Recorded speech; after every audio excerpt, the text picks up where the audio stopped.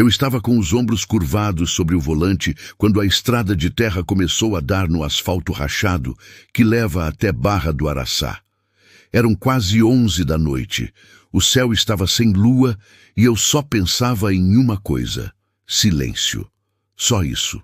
Silêncio de verdade, sem reunião, sem celular vibrando, sem sócio batendo na porta da sala com cara de problema. Tinha deixado Curitiba para trás como quem deixa uma casa pegando fogo, sem olhar para o retrovisor. Não vou mentir. Eu estava destruído por dentro, mas não era o tipo de destruição que aparece no rosto. Era aquela coisa que fica lá no fundo, pesada, quieta, que você aprende a carregar sem deixar vazar.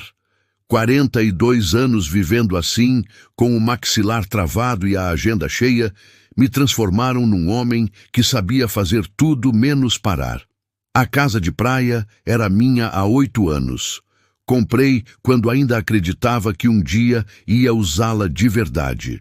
Mas toda vez que marcava os dias no calendário, aparecia alguma crise, algum contrato, alguma urgência inventada pela minha própria incapacidade de descansar. Desta vez, eu tinha saído sem avisar ninguém. Deixei o celular corporativo em cima da mesa e vim só com o pessoal, que virou no modo silencioso assim que a cidade ficou para trás. Cheguei tarde, cansado demais até para jantar. Abri a casa, que cheirava a fechado e a maresia represada. Joguei a mochila no sofá e dormi vestido no quarto de solteiro do fundo. Eu não sabia, naquela noite, que aquela seria a última vez na minha vida que eu ia dormir sem saber quem eram Iris e Lara. Na manhã seguinte, acordei com o barulho da ressaca e fui até a varanda com um copo de café que tinha feito no automático, daquele jeito mecânico de homem que ainda não acordou de verdade. O sol batia forte em Barra do Araçá naquela hora. O tipo de luz que machuca os olhos quando você vem de uma semana de escritório. Fiquei ali parado, olhando para o mar, tentando lembrar por que gostava tanto daquele lugar quando era mais novo. Foi quando ouvi. Não era o vento, não era o mar. Era uma batida na porta da frente, firme, sem hesitação, como se quem estava do outro lado não tivesse a menor dúvida de que alguém ia abrir. Fui até lá com o copo ainda na mão. Abri a porta e parei. 2 meninas, idênticas, 7 anos talvez. Cabelos escuros presos de qualquer jeito, roupas simples lavadas mas passadas à mão, os pés dentro de sandálias de borracha. Elas me olharam ao mesmo tempo, com aquele olhar de criança que ainda não aprendeu a disfarçar o que está sentindo. Não era medo, era algo mais sério do que medo, era determinação. A da esquerda falou primeiro. A gente está procurando o pai. Eu fiquei quieto por um segundo que pareceu 3. Não entendi.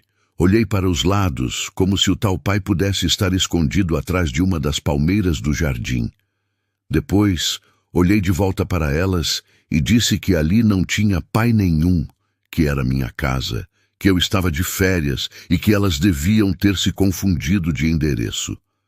A da direita, que eu ainda não sabia chamar de Lara, não se moveu. Só me encarou. E foi nesse segundo que vi. Ela segurava algo nas mãos, algo pequeno, pendurado no pescoço por um cordão de couro fino. Um medalhão oval, de metal escurecido, com uma abertura lateral que eu conhecia de cor. Meu corpo ficou frio no calor daquela manhã. Aquele medalhão era meu. Tinha sumido há 8 anos. Eu tinha chegado à conclusão na época de que tinha caído em algum vestiário de hotel ou num bar, ou que alguém tinha levado sem pedir. Era meu pai que tinha me dado. Era o único objeto da família que eu guardava com algum tipo de afeto.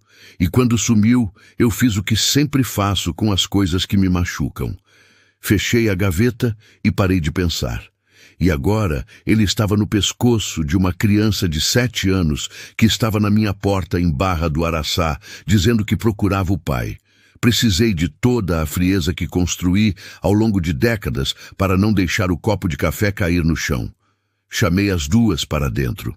Não porque quis, mas porque alguma coisa dentro de mim, aquela parte que eu tinha aprendido a ignorar, Me disse que se eu fechasse aquela porta, eu ia carregar o peso disso pelo resto da vida.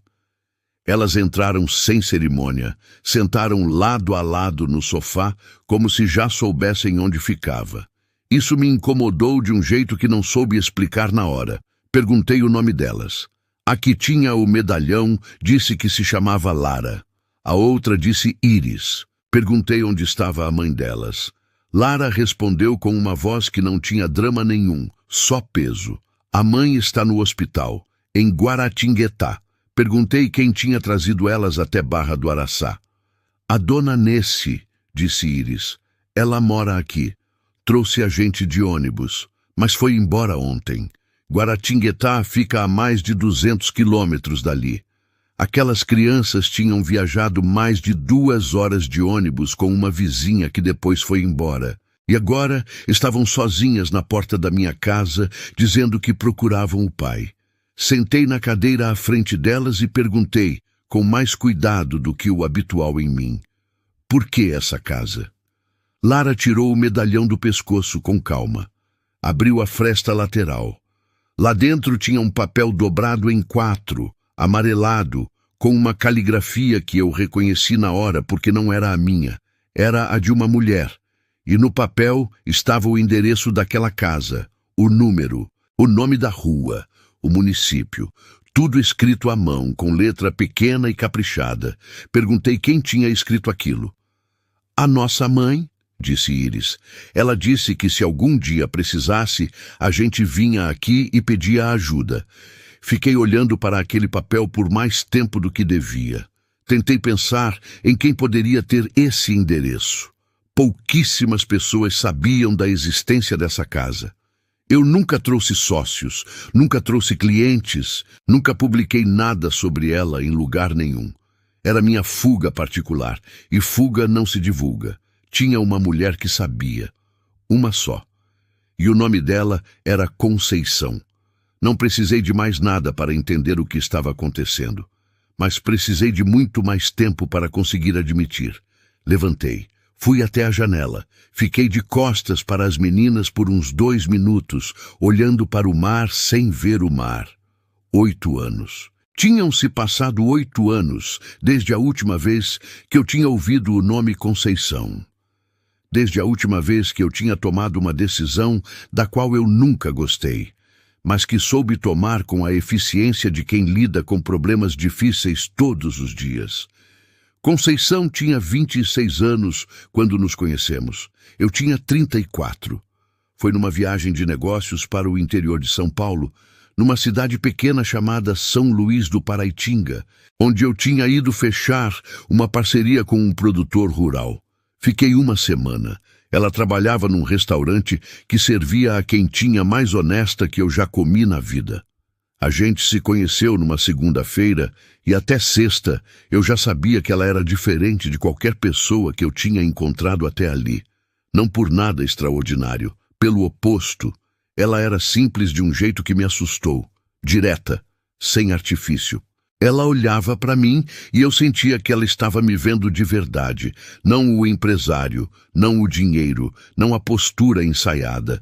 E isso me deixava desconfortável, e ao mesmo tempo era a coisa mais boa que eu tinha sentido em anos.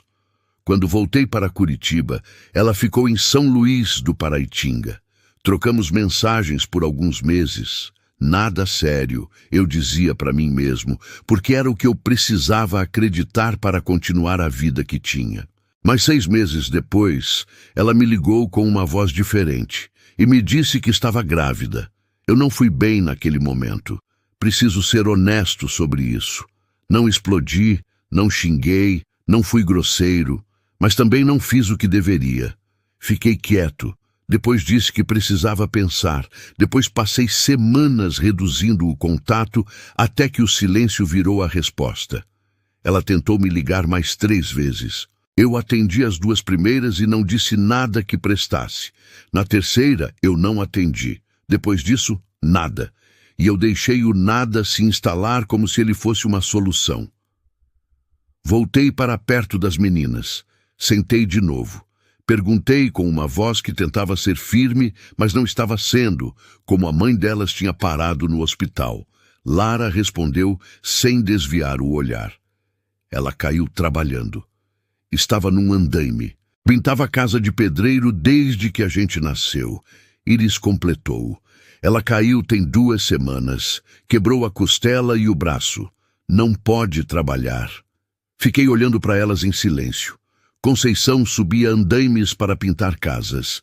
Criou 2 filhas sozinha durante 8 anos, enquanto eu tomava decisões em salas com ar-condicionado e assinava contratos de 7 dígitos. Perguntei a Lara com a voz mais baixa que consegui. Vocês sabem quem é o pai de vocês? Ela respondeu sem hesitar. A nossa mãe nunca falou o nome, mas disse que ele morava aqui quando precisava descansar. E que se ele soubesse de tudo, ia fazer a coisa certa. Aquela frase me acertou num lugar que eu não sabia que ainda existia em mim. Iris então fez uma coisa que eu não estava esperando. Enfiou a mão no bolso e tirou uma foto. Passada, desbotada, dobrada no meio. Uma foto de restaurante. Tirada por alguém sentado do outro lado da mesa. Eu estava nela, sorrindo, com 34 anos, em São Luís do Paraitinga, com uma quentinha na frente e o medalhão no pescoço. Eu nem lembrava dessa foto. A Conceição guardou, disse Iris com simplicidade. Ela guardou tudo. Fiquei com a foto na mão por um tempo longo. Era como olhar para um homem diferente, alguém que eu tinha enterrado com muita pressa e pouca cerimônia. Aquele homem ainda sorria. Aquele homem ainda não tinha aprendido a fechar as gavetas com chave. Fiz o que estava ao meu alcance naquele momento. Dei às meninas o que tinha na geladeira, que não era grande coisa. Fiz ovos mexidos e arrumei pão de forma que eu tinha comprado na estrada. Elas comeram com aquela fome quieta de criança que não reclama, que só come porque precisa. Esse silêncio à mesa foi o mais pesado que já vivi. Depois disso, liguei para a assistente que cuida da minha agenda, que era a única pessoa com quem eu ainda mantinha contato em situações práticas, e pedi que ela localizasse um hospital em Guaratinguetá com internação feminina recente por trauma torácico. Levou menos de 40 minutos. Conceição estava numa enfermaria pública, ainda internada, prevista para ter alta em 3 dias, mas sem condição de trabalhar por pelo menos 6 semanas. Não dormi naquela noite. As meninas ficaram no quarto com 2 camas que eu nunca tinha usado. Eu fiquei na varanda ouvindo o mar e tentando entender o que eu era. Não o empresário, não o patrimônio, não o nome no contrato. O que eu era como ser humano. A resposta que chegou era desconfortável demais para ficar sentada quieta. No dia seguinte, de manhã cedo, enquanto as meninas ainda dormiam, escrevi num papel o nome e o telefone do hospital. Fiquei olhando para ele.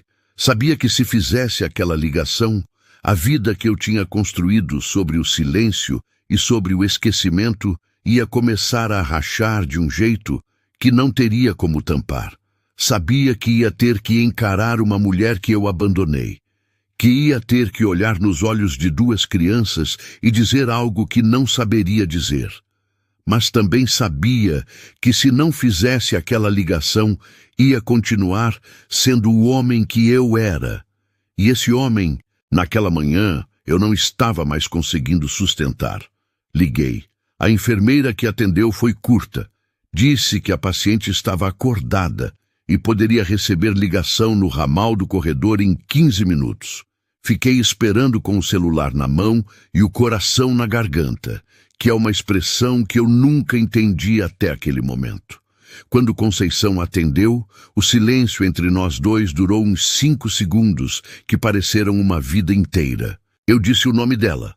Ela disse o meu. Só isso por um momento. Depois ela disse, elas chegaram lá.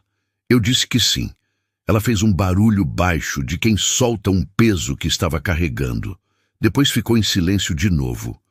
Eu perguntei por que ela tinha mandado as meninas até mim depois de 8 anos. Por que agora? Por que não antes? Ela demorou para responder. Quando falou, a voz estava firme, sem mágoa exagerada, só com aquela dureza honesta de quem já chorou tudo que tinha para chorar faz tempo. Porque enquanto eu conseguia tocar a vida delas sem precisar de você, eu não ia buscar nada. Mas quando caí daquele andaime e fiquei olhando para o teto do hospital, sem saber quem ia buscar elas na escola, precisei tomar uma decisão. E a decisão foi essa. Perguntei se elas sabiam que eu podia ser o pai. Ela disse, elas sabem que existe um homem que pode ser o pai. Não falei o nome. Não falei nada que colocasse expectativa nelas. Só disse que se precisassem, iam encontrar alguém nessa casa que ia ajudar. Perguntei por que ela tinha tanta certeza de que eu ia ajudar. Ela ficou quieta por um tempo. Depois disse uma coisa que me atravessou do lado a lado. Porque eu conheci você antes de você se perder. E esse homem não abandonaria 2 crianças na porta de uma casa de praia. Desliguei o telefone e fui até o banheiro. Fiquei com as mãos apoiadas na pia por uns 2 minutos, olhando para mim mesmo no espelho com aquela brutalidade que a gente às vezes precisa ter consigo mesmo para não continuar mentindo. Naquele dia, eu levei as meninas ao mercado. Comprei o que a casa precisava, mais do que precisava, na verdade. Comprei coisas que crianças gostam, frutas, suco, biscoito, aquele tipo de coisa simples que eu nunca tinha na despensa porque nunca precisava. Elas andavam uma de cada lado, sem pedir nada, sem apontar para a prateleira, só caminhando junto. Isso me desarmonou de um jeito que compras não costumam fazer. À tarde fomos até a beira do mar. Iris entrou na água até o joelho e ficou olhando para o horizonte com uma seriedade de adulto. Lara ficou na areia ao meu lado, sentada, e de repente me perguntou, sem olhar para mim, se eu achava que a mãe delas ia ficar boa logo. Disse que sim, disse que ela era forte. Lara virou o rosto para mim. Disse, a dona Nessie falou que a gente ia encontrar o pai aqui, mas a gente não sabe se é você. Fiquei olhando para ela. 7 anos, cabelo com areia, olho escuro e direto. Disse que eu também não sabia com certeza, mas que independente de qualquer coisa, elas não iam ficar sozinhas enquanto a mãe se recuperava. Ela ficou quieta por um momento. Depois disse, com aquela lógica simples de criança que ainda não aprendeu a complicar as coisas, tá bom. Nos dias seguintes, eu entendi o que era conviver com 2 pessoas que não precisam de nada de você além de presença. Elas não pediam histórias, não pediam brinquedo caro, não pediam atenção performática. Elas só precisavam que eu estivesse lá, acordado, presente, respondendo quando perguntavam. Isso parecia simples e era o mais difícil que eu tinha feito em anos.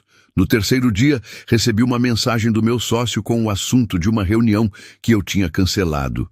Olhei para a tela, depois olhei para as meninas que estavam sentadas na mesa, desenhando com lápis de cor que eu tinha comprado no mercado, e fechei o aplicativo de mensagens sem responder. Era a primeira vez em 12 anos que eu fazia isso. No 5º dia, fui buscar Conceição no hospital. Fui sozinho, deixei as meninas com a vizinha da casa ao lado, uma senhora chamada Doninha, que aceitou o pedido com aquela generosidade natural de gente do litoral que não precisa de explicação para ajudar. A estrada até Guaratinguetá era longa, e eu fiz ela ouvindo só o ruído do motor. Não precisava de música. Precisava de silêncio para ensaiar o que ia dizer. Mas quando cheguei no hospital e encontrei Conceição sentada na beira da cama com o braço engessado e os cabelos ainda molhados de banho, tomado com dificuldade, percebi que não tinha nenhum ensaio que fosse servir. Ela me olhou. Eu a olhei. 8 anos tinham passado pelo rosto dela com honestidade, não com crueldade, com aquele tipo de marcas que a vida faz em quem vive de verdade. Estava mais forte do que eu lembrava, mais inteira. Ela disse, você veio. Eu disse, vim. Ela não sorriu, não chorou, não fez nenhuma das coisas que eu estava me preparando para lidar. Só pegou a bolsa que estava ao lado e disse: "Então vamos." Na volta, ela ficou olhando pela janela quase o tempo todo. Em algum momento do caminho, com a voz baixa, me disse que nunca quis que as filhas crescessem com um pai ausente na cabeça, que foi por isso que não falou o nome, não apontou o dedo, não criou expectativa, mas que o andaime tinha mudado seus planos. Perguntei se ela tinha medo de que eu não recebesse as meninas. Ela demorou. Depois disse: "Tive. Mas o medalhão eu sabia que ia funcionar. Você sempre foi ligado a esse objeto de um jeito que eu nunca entendi direito. Imaginei que quando visse, ia pelo menos ouvir. Perguntei por que ela não tinha ficado com o medalhão para si, depois de tudo." Ela virou o rosto para mim pela primeira vez no caminho. Disse: "Porque ele não era meu. Nunca foi. Chegamos em Barra do Araçá quando o sol estava descendo. As meninas ouviram o carro e saíram correndo da casa da doninha. Quando viram a mãe descendo do banco do passageiro com o braço engessado, as duas pararam por um segundo, como se precisassem confirmar que era real. Depois foram. Foi desse jeito, simples e cheio ao mesmo tempo.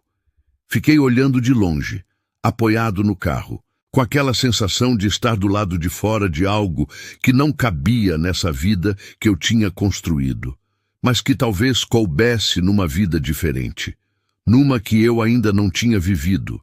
Naquela noite, depois que as meninas dormiram, Conceição e eu ficamos na varanda. O mar estava calmo, diferente dos dias anteriores. Ela me contou sobre os 8 anos, não com rancor, com a clareza de quem organizou a própria história dentro de si antes de contar para alguém. Contou do trabalho, das dificuldades, dos momentos em que quase cedeu, mas não cedeu. Contou de como Iris e Lara cresceram, sabendo que a mãe não precisava de ninguém para segurar a vida delas. Eu ouvi tudo sem interromper. Acho que foi a coisa mais útil que fiz naquele tempo todo. Em algum momento, ela parou de falar e ficamos em silêncio, olhando para o escuro do oceano.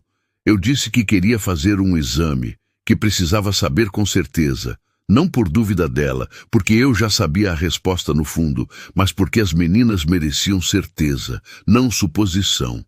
Ela disse: "Eu sei, pode fazer." Depois disse uma coisa mais suave, quase para si mesma: "Elas são parecidas com você na teimosia, só que com mais coração." Eu ri. Foi um riso pequeno, meio envergonhado, daquele tipo que sai sem você pedir. Faz tempo que eu não ria assim. 3 semanas depois, o resultado do exame confirmou o que eu já sabia. Sentei sozinho no escritório de Curitiba com o papel na mão e fiquei quieto por um bom tempo. Depois liguei para Conceição. Ela disse: "E aí?" Eu disse: "São minhas." Ela ficou em silêncio. Eu disse: "Quero participar. De verdade. Não de longe. Não com pensão. Não do jeito fácil. Quero estar presente."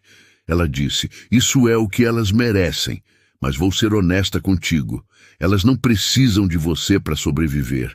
Se você entrar na vida delas, entra para ficar. Não tem meio caminho." Eu disse que entendia.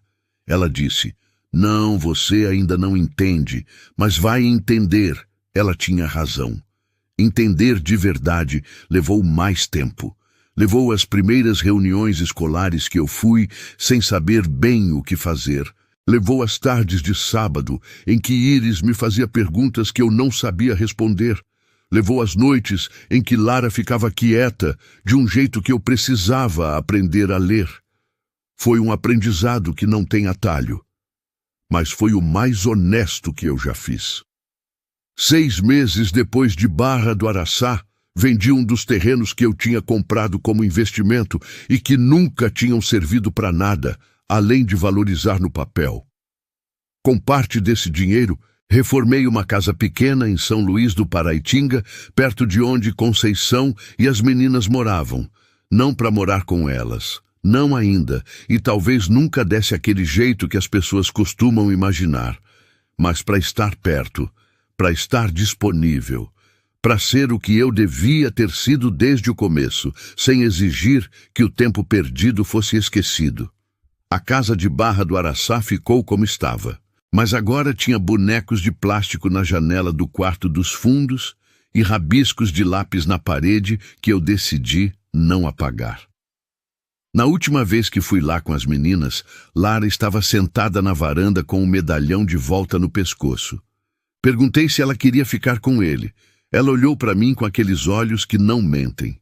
Disse: "Ele é seu, mas eu quero guardar ainda um pouco." Eu disse: "Pode guardar." E deixei. Às vezes, a gente passa a vida inteira construindo paredes que acha que estão te protegendo. E só descobre que eram prisões quando dois pares de olhos escuros batem na sua porta numa manhã de praia e mudam tudo que você achava que sabia sobre si mesmo. Eu não sou um homem novo. Não tive uma transformação de filme. Sou o mesmo com os mesmos defeitos, com a mesma dificuldade de ser leve, com a mesma tendência de travar quando deveria abrir. Mas agora eu sei o que eu perco quando faço isso. E saber o que se perde já é o começo de qualquer coisa que presta. Querido ouvinte, se essa história tocou seu coração, curta o vídeo, se inscreva no canal, compartilhe e comente de que cidade você está vendo esse vídeo.